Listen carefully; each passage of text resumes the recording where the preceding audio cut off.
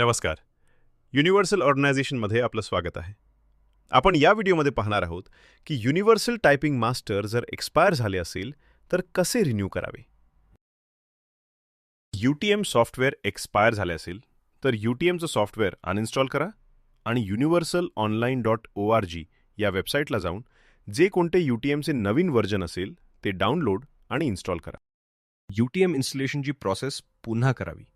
पण यावेळेस मात्र सॉफ्टवेअर सुरू केल्यावर फॉर्म परत भरायची गरज नाही. सर्व्हरवरून इन्फॉर्मेशन घेऊन फॉर्म आधीपासूनच भरलेला राहील. पण त्यासाठी इंटरनेट कनेक्शन असणे गरजेचे आहे. त्याशिवाय सर्व्हरवरून इन्फॉर्मेशन घेणार नाही आणि फॉर्म ब्लँक येईल.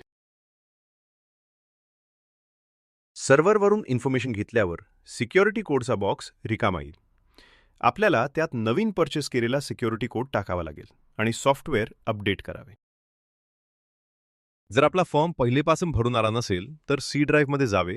तिथे युनिव्हर्सल टायपिंग मास्टरचे फोल्डर असेल. त्यात स्क्रीनवर दाखवल्याप्रमाणे ॲप्लिकेशन फाईलवर राईट क्लिक करून रन ॲज ॲडमिन करावे. तरी जर फॉर्म ब्लँक येत असेल तर UTM ऑफिस नंबरवर कॉल करावे ही विनंती.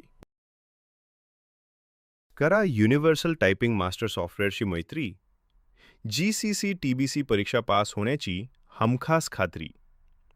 महाराष्ट्रातील सर्वोत्तम typing software universal typing master.